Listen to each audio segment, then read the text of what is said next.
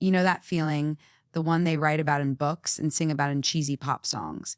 The one where the world seems to slow down and everything is bathed in a golden, syrupy light. That was me, standing in the vestibule of St. Jude's Cathedral, clutching my father's arm. The organist was playing a soft prelude, a gentle melody that was supposed to represent the calm, sacred beginning of the rest of my life. Outside, the May sun was a benevolent god spilling through the stained glass windows in kaleidoscopic patterns across the marble floor. The air was thick with the scent of 1,000 white roses and lilies, a fragrance so sweet it was almost dizzying. It was perfect. A scene meticulously crafted, piece by perfect piece, to be the happiest day of my life. And the most beautiful, most terrible part, I was the one who had designed it all. You ready, sweet pea? My dad whispered, his voice thick with an emotion he rarely showed. He squeezed my arm, his familiar warmth a small anchor in the overwhelming sea of the moment. I looked at him, really looked at him. The fine lines around his eyes, the silver at his temples, the proud, watery smile he was trying so hard to hold back. He saw Anna Rose Derrick, his little girl, about to marry into her dreams, Colton James Wellington. He saw the culmination of a perfect courtship, a fairy tale romance. He didn't see the glacial calm in my eyes, the steel rod that had replaced my spine, or the iPhone nestled deep within the satin folds of my custom-made gown, a phone that held not sentimental playlists, but the audio file that was about to detonate my world. More than ready, Dad? I replied, my voice as smooth and even as the silk of my dress. The organ shifted, the first triumphant, booming notes of the bridal chorus filling the vaulted ceilings of the cathedral. The heavy oak doors swung open, and there it was. My future, or what everyone believed was my future, laid out before me. Hundreds of faces, friends, family, colleagues, all turned towards me, their faces a blur of soft smiles and happy tears. And at the end of that long white aisle stood Colton. Oh, Colton. Even from this distance, he was a portrait of masculine perfection. Tall, with that effortlessly styled dark blonde hair, a jawline that could cut glass, and a smile that once made my knees weak. He was wearing a classic black tuxedo, tailored to perfection. He looked every bit the handsome, successful, doting fiancé I had bragged about to anyone who would listen. He put a hand to his heart, a practiced gesture of overwhelming emotion, and beamed at me. It was a good performance. I had to give him that. A few months ago, that look would have sent a jolt of pure through my system. Now, it just made the ice in my veins burn a little colder. To his right stood his best man, Michael, and his brother, James. To my left, as I began my slow, deliberate walk down the aisle, were my bridesmaids. And at the front of the line, holding the position of highest honor, was Karen Oscar, my maid of honor, my best friend since we were 5 years old, sharing juice boxes and secrets in kindergarten. Her dress was a lovely shade of dusty rose. Her auburn hair was swept into an elegant updo, and she was looking at me with what appeared to be tears of joy glistening in her eyes.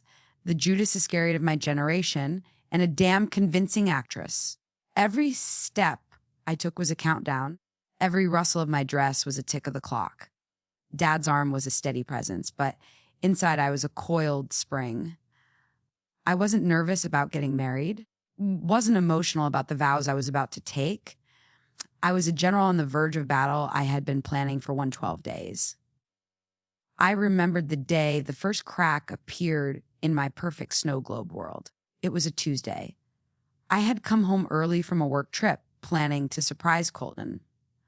I used my key to let myself into the apartment we shared, the one we were planning to leave for a house in the suburbs after the wedding. The air was different. There was a faint, unfamiliar perfume lingering near the bedroom. And on the nightstand, next to Colton's watch, was a single, long auburn hair. It wasn't mine. My hair is a honey blonde. It was Karen's exact shade. My heart didn't break. It just stopped. For a full 10 seconds, I couldn't breathe. I stood there, my suitcase still in hand, and my world tilted on its axis. Daniel came first, a frantic, scrambling thing. It could be anyone's. A friend of his sister's, Maybe it came from a pillow at a hotel, but I knew. Deep down, in that primal, gut-level place, I knew. Karen had been acting distant for weeks, blaming it on the stress of helping me with the wedding. Colton had been working late more often. His phone always faced down, his explanations for his whereabouts just a little too detailed. That night, I didn't confront him. I didn't cry. I made dinner. We talked about wedding invitations, and I really watched him for the first time in a long time. I saw the slight flicker in his eyes when I asked who he'd had lunch with. I saw the way his fingers tightened on his phone when a text came through. The man I loved was a stranger, and I was sleeping next to the enemy. That night, I didn't sleep. I created a new, encrypted folder on my laptop and named it Project Phoenix. And I began to plan. Now, standing at the altar, my father placed my hand in Colton's. His skin was warm, his grip firm. He leaned in and whispered, "You look breathtaking, Anna. I'm the luckiest man in the world." The bile rose in my throat, but I forced a serene smile. "You have no idea," I whispered back, letting the double meaning hang in the air between us. The priest, Father Michael, a kind old man with a gentle voice, began the ceremony. His words about love, fidelity, and sacred union washed over me. I looked out at the congregation. I saw my mother dabbing her eyes with a lace handkerchief. I saw Colton's parents beaming with pride. I saw James's wife, Jessica, and Michael's fiancée, Chloe, sitting in the front row, looking so happy for us, so blissfully unaware that their worlds were about to be shattered too. A part of me felt a pang of guilt for the collateral damage, but it was a necessary casualty of this war. They deserved to know who they were sharing their lives with. If anyone present knows of any reason why these two should not be joined in holy matrimony, let them speak now or forever hold their peace. Father Michael intoned, his voice echoing slightly in the cavernous space. This was it. The cue. A beat of perfect silence. And then a small, choked sob from my left. Karen stepped forward, her hand fluttering to her chest. I can't hold my peace," she said, her voice trembling just enough to sound genuine. A collective gasp rippled through the church. My father took a protective step towards me. Colton turned to Karen, his face a mask of shocked confusion. He was a better actor than I gave him credit for. "Karen, what are you doing?" he hissed, just loud enough for the front pews to hear. "I'm sorry, Anna," she said, turning her tear-filled eyes to me. Oh, she was good. The crocodile tears were worthy of an Oscar. "I can't let you do this. I can't let you marry him." She took a deep, shaky breath and placed a hand on her stomach. The gesture was unmistakable. "I'm pregnant," she announced to the stunned silence, "and Colton. Colton is the father?"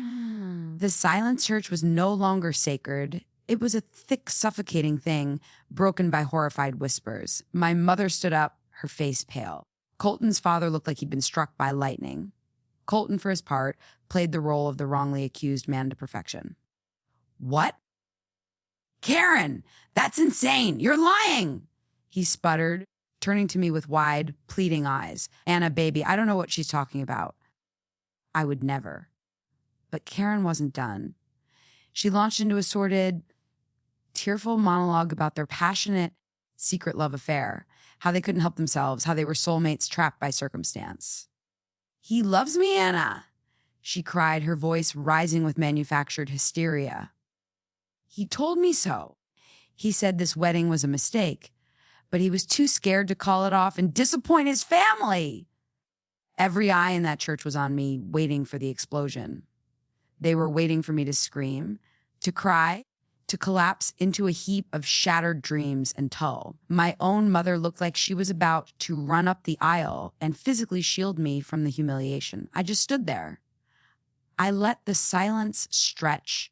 I watched the panic begin to dawn in Colton's eyes as my reaction, or lack thereof, didn't fit his script. I saw the smug, triumphant little smirk flicker across Karen's face before she masked it with another sob. She thought she had won. She thought she had just publicly checkmated me, forcing my hand, securing her future with a wealthy Mr. Wellington. Slowly, deliberately, I turned to Father Michael, whose face was a mixture of shock and pity. "Father," I said, my voice clear and steady, amplified by the church's acoustics. "Would you mind if I borrowed the sound system for a moment? I seem to have misplaced my vows, but I have a recording that I believe expresses my feelings far more eloquently." Confusion rippled through the crowd. Colton's face went from panic to utterly baffled. I reached into the hidden pocket of my dress and pulled out my iPhone. With practiced ease, I walked over to the lectern, unplugged the priest's microphone input, and plugged in my phone's adapter. The entire church was so quiet you could hear the faint hum of the ancient air conditioning. I looked directly at Karen. Her triumphant expression had melted away, replaced by a dawning horror. She knew what was coming. I pressed play, and Karen's voice, not the trembling, tearful one from a moment ago, but a brash, cocky, venomous version, filled every corner of the magnificent cathedral. Oh my God, he totally bought it. The recording of Karen's voice said, followed by a derisive laugh. It was a phone call I had recorded 2 weeks ago, a call she had made to her sister, thinking she was safe. "He's so wrapped around my little finger. The big, dumb, rich idiot actually thinks this baby is his." A wave of shocked murmurs swept through the pews. Colton's face had gone from white to a sickly shade of green. The recording continued, Karen's voice dripping with contempt. "Honestly, it could be anyone's. I mean, I was with James that weekend Colton was supposedly at that conference in Chicago. You know how his brother is, all brawn and no brains. And Michael.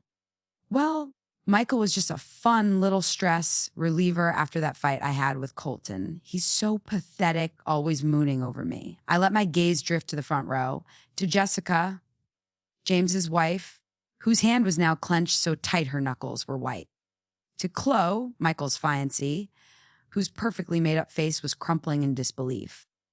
Both of them were staring, not at me, but at their partners, who looked like they wanted the marble floor to swallow them whole.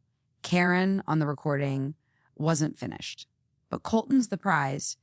He has the trust fund, the family name. James is just a glorified personal trainer, and Michael's still paying off student loans.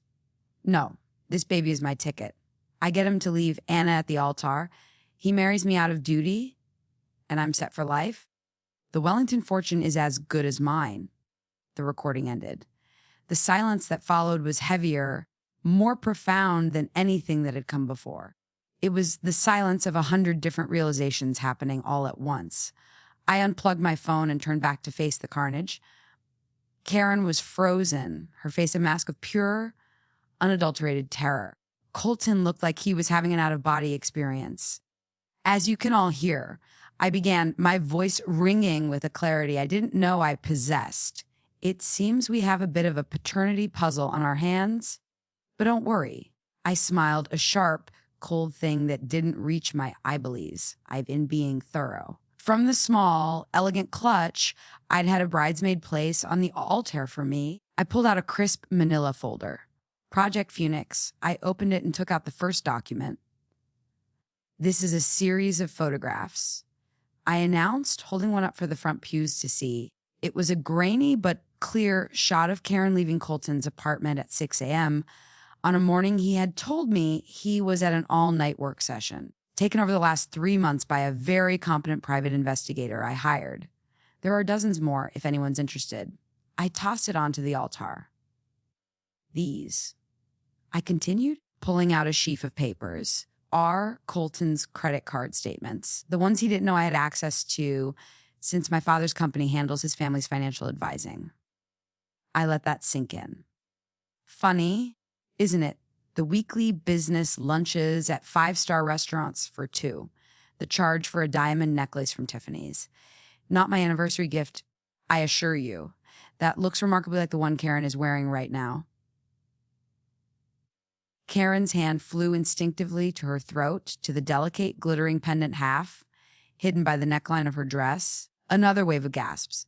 And my personal favorite, I said, my voice dripping with sarcasm, "The charges from the St. Regis conference in Chicago." Except the St. Regis had no such conference. What they did have was a reservation for a Mr. and Mrs. Smith in the honeymoon suite. Paid for by this card. I dropped the statements onto the altar next to the photos. Colton was swaying on his feet. He opened his mouth, but no words came out. But pictures and bills can be explained away, can't they? It's all just circumstantial evidence. I said, mimicking a line from a legal drama? People want something more concrete. Scientific. I paused, letting the tension build until it was a living thing in the room. I looked from Colton to James to Michael and then back to Karen, who was now visibly trembling. When you're planning a wedding, you have a lot of people in and out of your apartment. It's so easy for things to get misplaced. A toothbrush, a discarded water bottle, a coffee cup. I smiled sweetly. It's amazing what a lab can do with a little bit of saliva. I took the liberty of getting a prenatal paternity test done. You see, Karen, when you told me you were pregnant 2 months ago, in strictest confidence, because you were so scared and confused, I knew I had to help you find clarity.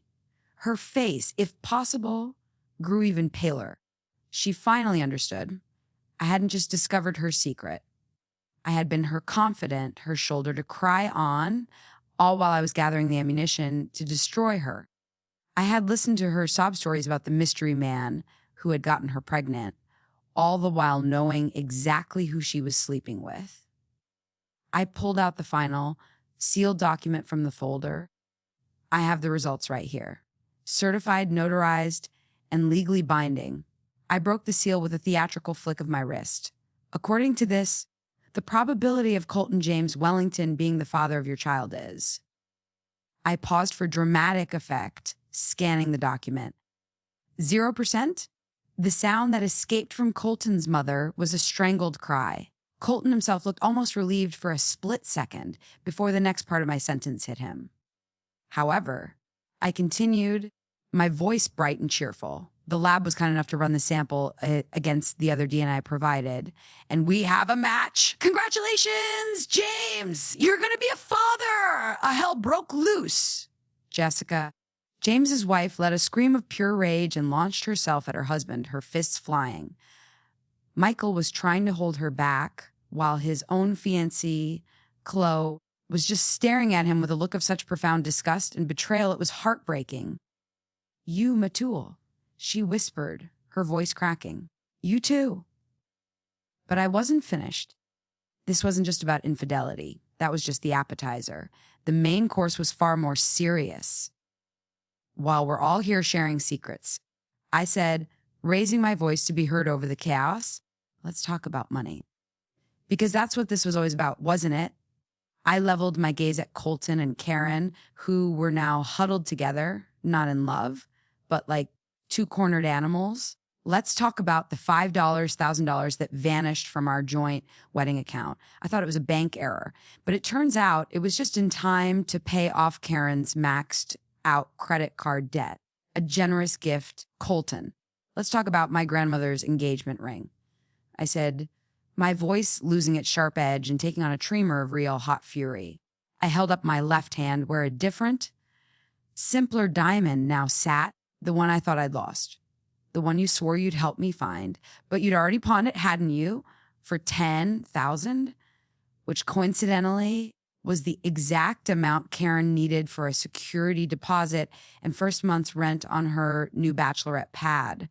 Colton's father, a man I had respected, a man I was supposed to call my family, was now staring at his son with an expression of utter revulsion.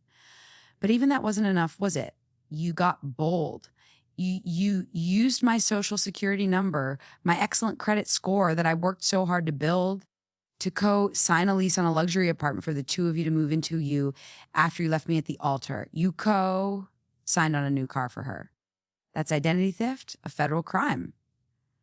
I let each charge land, a hammer blow in the echoing silence of the now subdued church. But the grand finale, the move that truly showed me the depth of your depravity, was this. I held up the very last piece of paper from my folder. This is a mortgage application for a $50 $1,000 home equity line of credit against my house. The house my parents gave me as a graduation gift that is in my name and my name alone. And on the signature line, I held up for everyone to see. is a very clumsy, very obvious forgery of my signature. I finally looked at my father. The hurt in his eyes was gone, replaced by a cold, hard rage I had never seen before. I think, I said, my voice dropping to a near whisper, but carrying to every corner of the church. That's about all the vows I need to share today. I pulled out my phone again, but this time I made a call. Detective Rivera, please. This is Anna Derrick. Yes, I'm at the church. It's time. As if on cue, the grand oak doors at the back of the church swung open again. But it wasn't a late arriving guest. It was two uniformed police officers and a plain-clothed detective with a tired, seen-it-all expression. Detective Rivera, he'd been my guardian angel through the last few months, a gruff but kind man who had genuinely appalled by the evidence I'd brought him. The congregation parted like the Red Sea as they walked calm and deliberately down the aisle. Colton, James Wellington, and Karen Oscar. Detective Rivera said, his voice calm but firm, leaving no room for argument. You're under arrest for grand larceny, identity theft, insurance fraud, and conspiracy to commit fraud. The click of the handcuffs snapping onto Colton's wrists was the most satisfying sound I had ever heard. Karen started wailing, real tears this time, tears of fear and self-pity. You can't do this! I'm pregnant! She shrieked as an officer gently but firmly led her away. Don't worry, I called after her, a final parting shot. I'm sure the prison infirmary is perfectly adequate. James, I added, looking at the cowering man been held back by his now ex-wife, you'd better start saving up for child support. The police led them away. The beautiful church, the stage for my perfect wedding, was now a crime scene. And I had never felt more alive. My father wrapped his arms around me, and this time I leaned into him, the steel rod in my spine finally allowing itself to relax. I am so proud of you, sweet pea. He murmured into my hair. Oh, so damn proud. My mother was right behind him, her tears no longer sad but fierce. They messed with the wrong woman, she said, her voice shaking with adrenaline and pride. The reception hall had already been booked, the 5-course meal paid for, the 10-piece band on standby. My dad took the microphone. Well, he announced to the dazed but buzzing crowd of guests, it seems we don't have a wedding to celebrate. So instead, let's celebrate my daughter's independence. The bar is open, the food is served. Let's have a divorce party. A cheer went up, and what was supposed to be a stuffy, formal wedding reception turned into the most incredible party of my life. We danced, we drank champagne, and people I barely knew came up to hug me, to tell me I was their hero. Someone had apparently live streamed the entire event from their phone. Before we had even cut, well, not the wedding cake, we called it the freedom cake. My story was going viral. The hashtag #ALteraGen was trending on Twitter. By the time I woke up the next morning, my face was on every major news outlet. I was a symbol, a hero of scorned women everywhere. My inbox was flooded with messages of support, with women sharing their own stories of betrayal and resilience. 2 days later, I got a call from a producer at The Ellen Show. It was a whirlwind. But underneath the chaos, there was a profound sense of peace. The life I had planned was a beautiful lie, and I had been the one to burn it to the ground. From the ashes, I could build anything I wanted. 8 months have passed since that day. I'm writing this from a small cafe in Barcelona, overlooking the Mediterranean.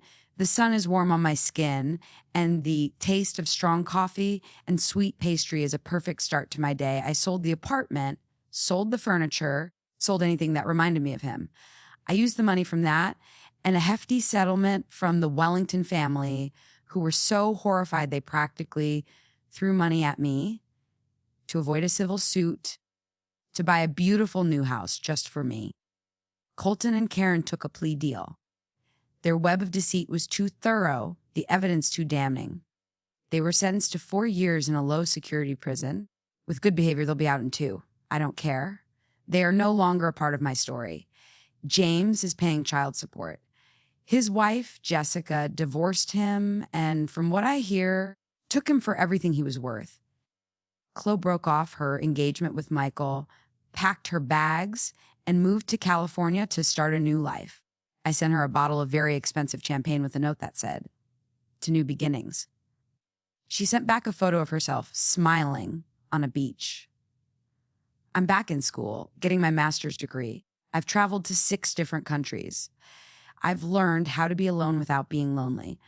I've learned that the love I was so desperately seeking from someone else was inside me all along. People ask me if I'm dating again, if I'm afraid to trust someone. The answer is no, I'm not afraid. But I'm also in no rush. The fairy tale I once chased was about a prince saving a princess. I've learned that the princess can save herself. She can build her own castle, slay her own dragons, and create her own happily ever after. My life isn't perfect. It's messy and it's unpredictable, but it's mine. Every decision, every triumph, every mistake. The main character in my love story is me. And I have a feeling this is just the beginning of the best chapter yet.